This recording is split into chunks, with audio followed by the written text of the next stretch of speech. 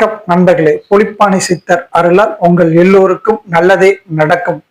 அதாவது புலிப்பாணி சித்தர் தன்னோட பாடல்ல மிக சூட்சமா, அதாவது இன்றைய கால சூழ்நிலைக்கு ஏற்ற மாதிரி இந்த செவ்வாய் பகவான் ஆங்காரனை பத்தி சொல்லியிருக்கார். அதாவது யாருக்கு ரியல் எஸ்டேட் தொழில், அதாவது ரியல் எஸ்டேட் மட்டும் இல்ல, பாத்தீங்கன்னா கண்டிப்பா உங்களுக்கு போலீஸ், அதே மாதிரி இராணுவம், அதே மாதிரி பாத்தீங்கன்னா உங்களுக்கு எலக்ட்ரிக் டிபார்ட்மெண்ட், அப்புறமேட்டு பார்த்தீங்கன்னா உங்களுக்கு மிகவும் இந்த அரசாங்க உத்தியோகங்கள்ல, அந்த மாதிரி ராஜாங்க பதவிகள்ல சில இடங்கள்ல இருக்கக்கூடிய அந்த அளவுக்கு அந்த ஆங்காரன் என்று சொல்லக்கூடிய செவ்வாய் இருக்க வைப்பார் அப்படிங்கிறத மிக சூட்சமா சொல்லியிருக்கார். அதாவது லக்னத்திற்கு 1-10 கனமுள்ள தனலாபம் சொல்லியிருக்கார்.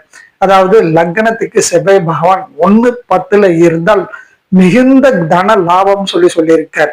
அதே மாதிரி பாத்தீங்கன்னா 2ஆம் இடமும் சொல்லியிருக்காரு.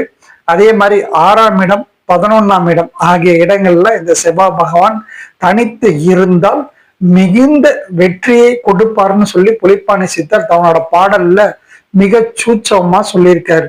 அதாவது இந்த விஷயத்துல ஒரு கவனிக்க வேண்டிய சூட்சம் என்னன்னா, அந்த பாடல்ல செம்பொன்னும் நிலமும் கிட்டும்படாங்கிறார். அதாவது இவங்க எதை தொட்டாலும் மண்ணை தொட்டா கூட பொண்ணாகும் அப்படின்னு சொல்றார்.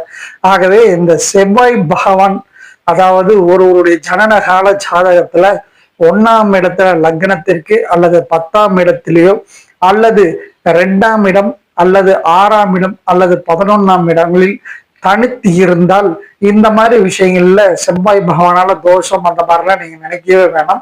மிகப்பெரிய ராஜயோகம் கிடைக்கும் அப்படின்னு சொல்றாரு. அதனால இந்த மாதிரி அமைப்பு இருக்கவங்க ரியல் எஸ்டேட் மட்டும் இல்ல, எல்லா விஷயத்திலயும் இவங்க கொடி கட்டி பறப்பாங்க அப்படிங்கிறது தான் உண்மை.